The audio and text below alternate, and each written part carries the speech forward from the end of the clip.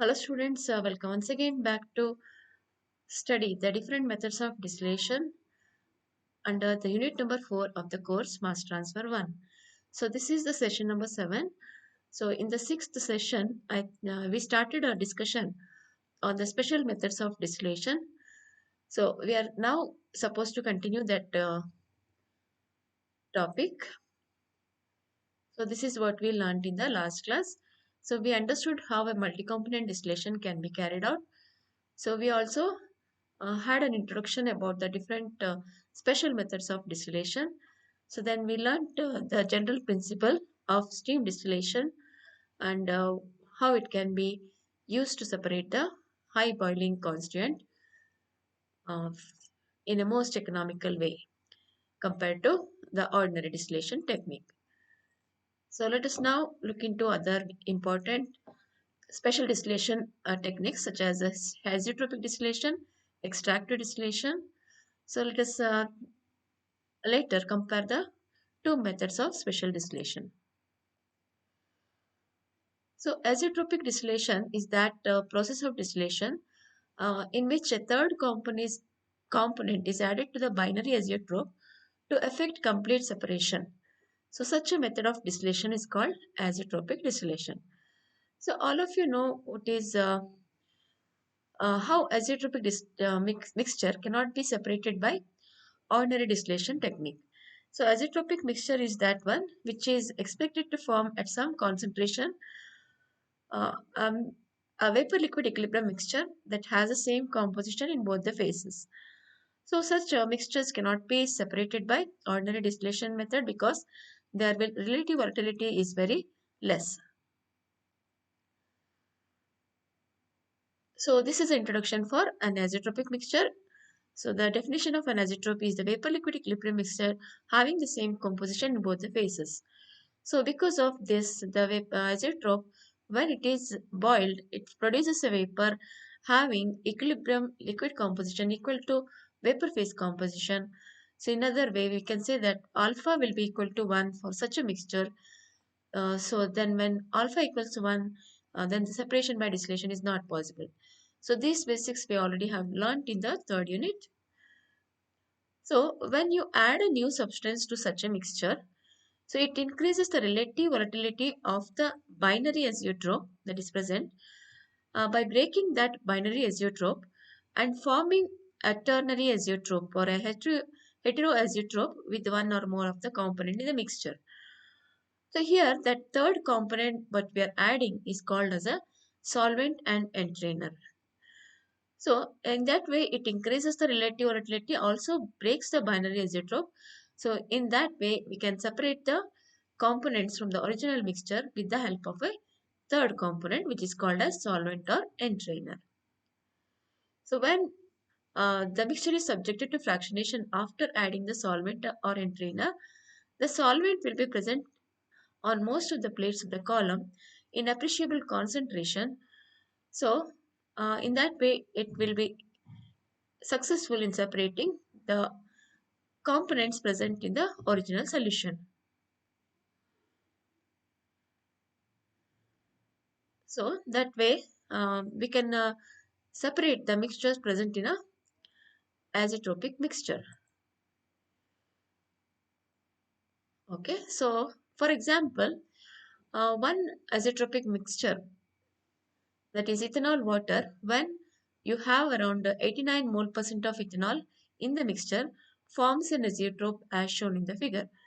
So the equilibrium curve for such a mixture will be like this. It will not lie above the diagonal line. So it will be very close to the diagonal line, lying above it up to certain length, and afterwards it crosses the diagonal line, and from there onwards it remains on the lower side of the diagonal line and finally reaches the other end point of the diagonal line. So the point wherever it is crossing the diagonal line, so that is a point of azeotropism. So at this particular point, if you start the mixture with this initial concentration, then whatever the mixture of vapor liquid that is formed at the equilibrium will have the same composition in both the phases, as you can make out here. The vapor phase composition is also 89 mole percent of ethanol, and the liquid phase composition is also 89 mole percent ethanol. So, you cannot obviously separate such mixtures by ordinary distillation method. So, when you add the third component into this mixture, a suitable third component has to be searched out, and after that one is added, the equilibrium composition of the vapor and the liquid changes, and in that way the binary azeotrope can be broken down, and the distillation can be carried out after adding that third component. So here note that at azeotropic composition of 89 mole percent, the alpha will be equal to 1 because X will be equal to Y star. So that shows that such a mixture cannot be separated usually by the conventional methods of distillation. So in this case of ethanol water mixture, the third component that is usually used to effect complete separation of ethanol and water is benzene. So here benzene acts as a solvent or entrainer, and when it is added to the column in which the separation is getting carried out, the benzene will be present in most of the plates in appreciable concentration. So in that way it breaks the binary isotope, and that way you can separate the either of the components in almost pure state. So how it is carried out and how separation can be done, so we will learn now. So by considering the azeotropic distillation of one of the azeotropic mixture, that is acetic acid water mixture, in which case butyl acetate is used as a solvent or entrainer. So you require an apparatus like this. So you require one distillation column for separating out azeotropic and water, acetic acid and water. So later on in the second column, you will recover the butyl acetate, and that can be circulated to act as a solvent in the original tower. So as usual, the binary feed will be admitted to the center of the column. Here, one additional thing is required, that is your butyl acetate, which is a solvent used in the operation, should be fed from the top. It is from the top plate.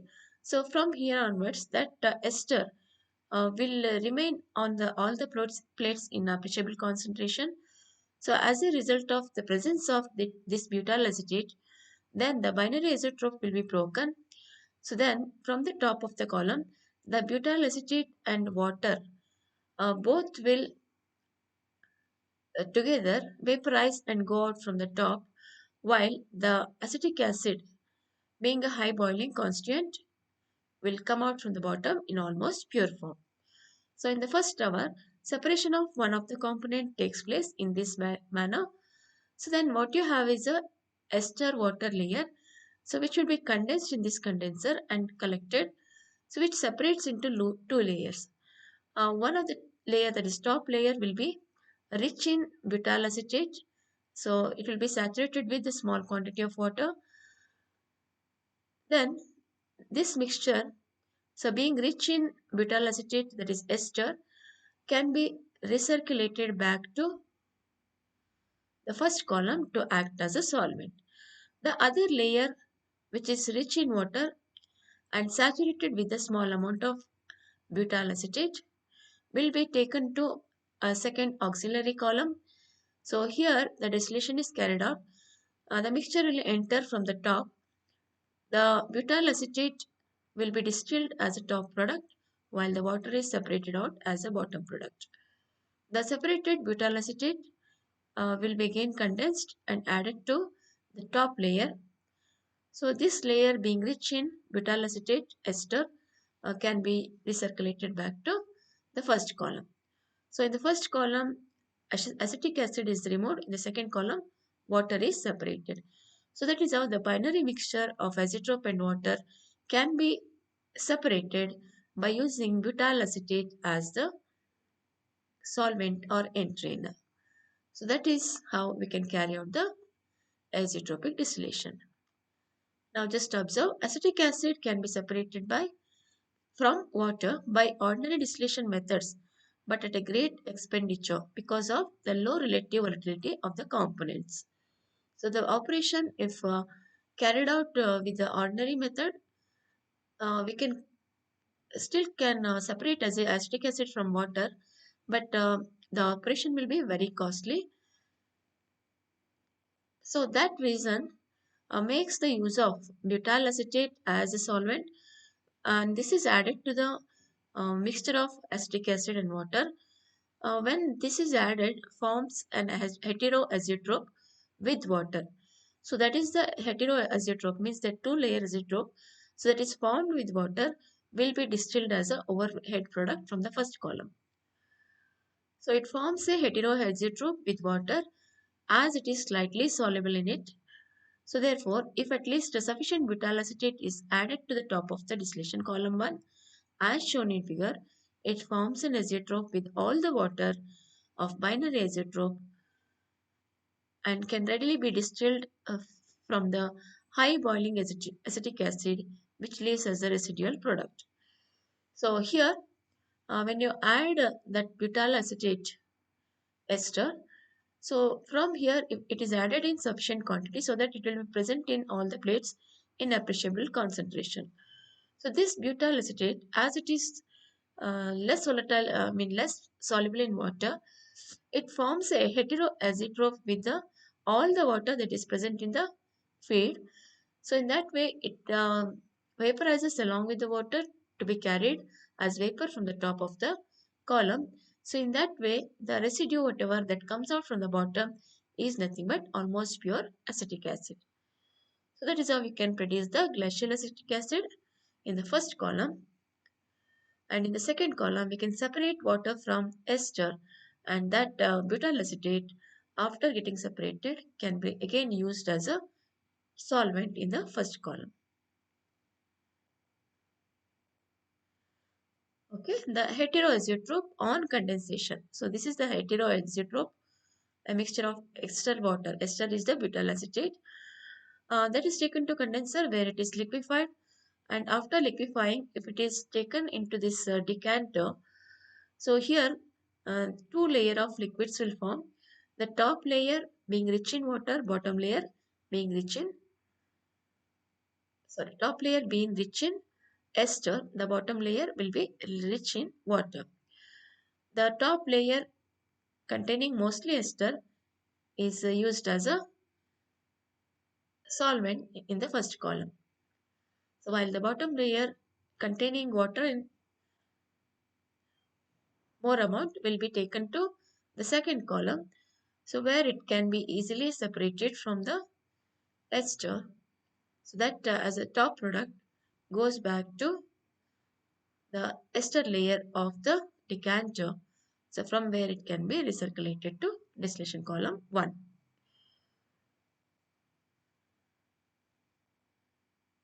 Okay, so that is what is known as azeotropic distillation. So let us now understand the extractive distillation. So some systems such as a mixture of isooctane and toluene have a very low relative volatility. So that is their equilibrium curve lies very close to the diagonal line as shown in figure. So you know that greater the distance between the equilibrium curve and the diagonal line, easier will be the separation. So, but if the equilibrium line lies very close to diagonal line, that means that the given liquid mixture will have a very low relative volatility. Then to separate them into pure components, so we have to carry out a very expensive operation in which you require a very large number of plates in the given distillation column. So in that way, the operation becomes very costly. So to avoid that, what we can do is we can increase the relative volatility of this mixture by adding another component, so which is called as a solvent. See, if the isooctane toluene mixture, so that is one example of the binary mixture having a very low relative volatility. So if um, The binary mixture of isooctane and toluene is taken, and if its equilibrium plot is constructed, so you will see that its equilibrium line is very close to the diagonal line. So indicating that to separate this mixture by ordinary distillation method is very very difficult. So here for the first line I have written 0% phenol because so this is the equilibrium curve for isooctane and toluene mixture in which there is no presence of phenol. Okay, so that shows that phenol is that third component added to the isooctane and toluene to increase its relative volatility. So without the presence of phenol, it is very close to the diagonal line. When you add about 55% phenol, see the equilibrium curve has shifted from this position to this position. So earlier it was this. So with the addition of phenol, its volatility has increased. So it has shifted to a considerable distance from the original position. So that is how we can increase the relative volatility. So for our practice, usually some 83% of phenol has to be added to get the phenol, I mean acetic isooctane and toluene in almost pure form at the minimum expenditure. So 83% phenol is used as the solvent for the extractive distillation of isooctane and toluene. So by adding phenol to the system, their relative volatility increases and the equilibrium curve shifts away from the diagonal line as represented in the following diagram, and the separation will become easier. So usually 83 mole percent phenol in the liquid is used to obtain the separations to a maximum extent in the most economical way. So this is the concentration of phenol. So that makes the separation of isooctane and toluene at the most economical condition. The third component, that is phenol, added is known as solvent. So in this case of isooctane and toluene, phenol is the solvent, and the separation of isooctane and toluene it can be done in a most economical way using phenol as a solvent. So let us now see how this particular extractive distillation can be carried out. So just like the previous case, here also two distillation towers are required. One is a taller one, other one is a smaller one. In the first distillation tower, the feed that is toluene and isooctane enters from the center. Then phenol will be admitted to the top of the column, just below the reflux. Okay, so this phenol, as this is entering from the top of the column, is present in appreciable concentration on all the plates. So that is how, by the presence of phenol, you can increase the relative volatility of the mixture at every position inside the tower. So as a result of which, the isooctane easily gets distilled as a top product, and it is condensed here, and a part is refluxed back to distillation column. The remaining is withdrawn as pure isooctane top product. Now, a short section in the top of the column is meant for solvent recovery because so phenol, even though it vaporizes to very little extent in the column, so its presence is not desired in the outlet. So a few plates in this section can actually be sufficient to recover phenol from the isooctane. So in that way, isooctane is a distilled overhead in almost pure state. So this is how we can separate one of the component. The other component, that is toluene, so will be done in the next tower. That is because the phenol and toluene both will go out from the bottom of the column. So phenol is almost not vaporized in the first tower. So it will be liquid in the liquid state only. So then you have toluene also, which is getting separated from the bottom as a pure product. So whatever total amount of liquid coming out will be a binary mixture of phenol and toluene, So a part of it is vaporized and sent back to column as to serve as a stripping agent. So then that phenol and toluene mixture from the bottom of the column enters the second column, column 2, a very short column. So you don't require a tall column here because the volatility of toluene and phenol are considerably very different from each other. So as a result of which phenol, the toluene uh, easily gets distilled as an overhead product, while the phenol comes from the bottom as a pure phenol, so that can be recirculated back to the first column to act as an entrainer. So here in this diagram, the line marked with the color shows from where the phenol enters and goes out. So it enters from here initially, then along with the toluene, it goes out as a mixture to second column. So in the second column, it gets easily separated as a bottom product as it is very less volatile compared to toluene. So from the bottom, it is taken out and again recirculated to first column. So that is how we can obtain the separation of isooctane and toluene in a most economical way using extractive distillation rather than a single column ordinary distillation method. Okay.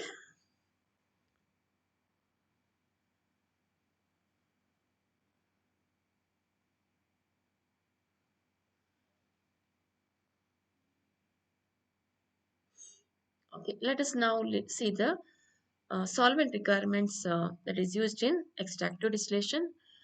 So the solvent used in extractive distillation should have a high selectivity to increase the relative volatility of the two components. So it should be highly selective in nature towards one of the component. So that is obtained as a bottom product. So that is the main requirement. It should have high capacity to dissolve the components in the original mixture. So it should be able to dissolve the components in the original mixture. It should not form an azeotrope within the system. So this is a difference between azeotropic distillation and extractive distillation. In azeotropic distillation, the third component added, the solvent, reacts with the component that is present in the feed to form heteroazeotrope or a ternary azeotrope. Whereas here, the phenol is not involved in any such kind of a reaction, so it won't form any azeotrope within the system. It should be relatively non-volatile and prevent its vaporization. So the phenol is essentially non-volatile. That is a third component added in the azeotropic mixture is essentially non-volatile and its vaporization is prevented by having that kind of non-volatility. It should be cheap and readily available. It should be chemically stable, non-toxic and non-corrosive. It should have low freezing point and low viscosity. So all these are the general requirements of a solvent to be used as a entrainer in a extractive distillation. So let us now compare the azeotropic distillation with extractive distillation. In an extractive distillation, the solvent added does not form any azeotrope as in the case of azeotropic distillation. Therefore, the choice of solvent is more in extractive distillation. So we can easily search out the solvent in extractive distillation because it is not expected to form any azeotrope as in case of azeotropic distillation. So in that way, extractive distillation is advantageous compared to azeotropic distillation.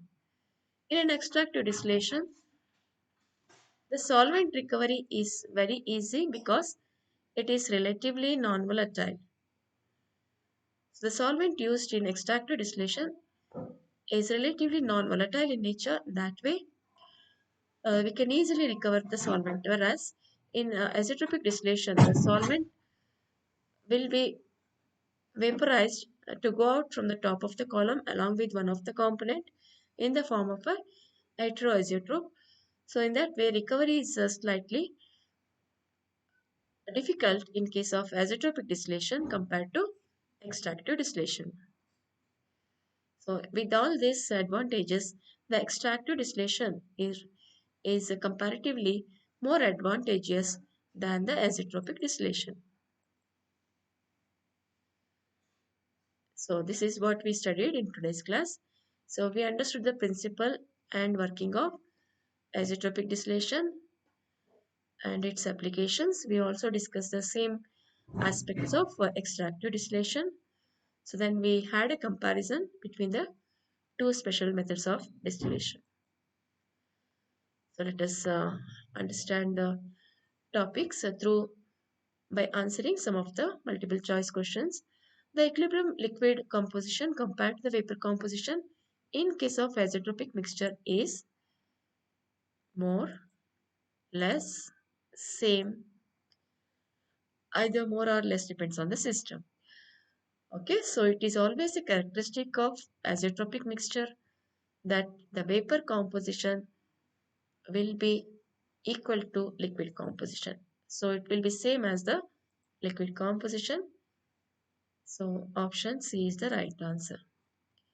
So absolute alcohol is produced by azeotropic distillation, steam distillation, simple distillation, fractional distillation. So it is the azeotropic distillation that can produce absolute alcohol because the alcohol water mixture, dilute alcohol solution forms an azeotrope. So you need to separate absolute alcohol from water using a azeotropic distillation technique. Entrainer used in azeotropic distillation method forms a low boiling azeotrope with one of the constituents of the mixture, forms a new azeotrope of low relative volatility with one of the constituents of the mixture, have high latent heat of vaporization, have high viscosity,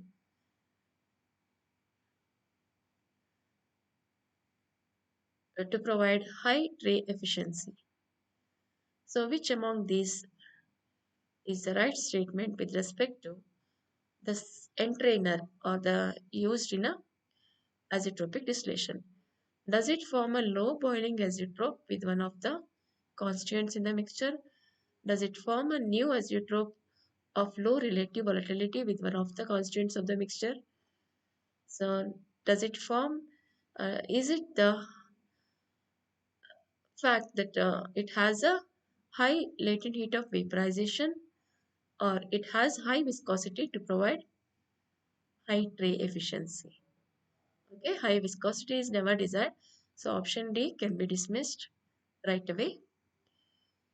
So, high latent heat of vaporization is also not correct. So, forms a new azeotrope of low relative volatility with one of the constituent is also not correct. So, it forms a low boiling azeotrope with one of the constituents in the mixture. So, option A is the right answer. Azeotropic distillation is employed to separate a constant boiling mixture, high boiling mixture, mixture with very high relative volatility, heat sensitive materials. So azeotropic distillation is meant for separating azeotropic mixtures which are also called as constant boiling mixtures. So our option is option A. So alcohol is dehydrated using dash distillation. Is it extracted distillation? Is it azeotropic distillation? Is it steam distillation? Is it molecular distillation? So alcohol actually forms an azeotrope with water. So removing that water is called dehydration. So that process is usually done using a azeotropic distillation. So B is the answer. In extractive distillation, solvent is added to alter the relative volatility of the mixture and the solvent is of high volatility present in overhead stream so of high viscosity to give high tray efficiency. So the solvent used in an extractive distillation will actually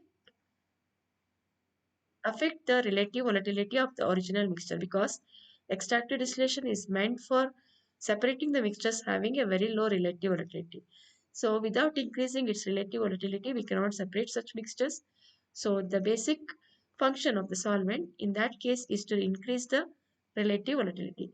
So a solvent added eh, essentially alters the relative volatility of the original mixture. So option A is the right option for this question. A binary mixture of benzene and cyclohexane is separated by flash vaporization, extractive distillation, solvent extraction, ordinary distillation. So this is also one example of mixture having relatively low relative volatility. So it has to be separated in a extractive distillation method.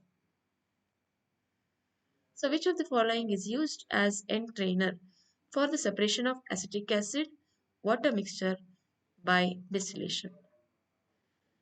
Furfural, benzol, butyl acetate, and hexane. So we have discussed the separation of acetic acid and water mixture by extractive distillation, in which butyl acetate has been used as a solvent. So the answer is easy. So butyl acetate is the right answer. So with that, let me take a leave right now. So we will again be back with some more topics of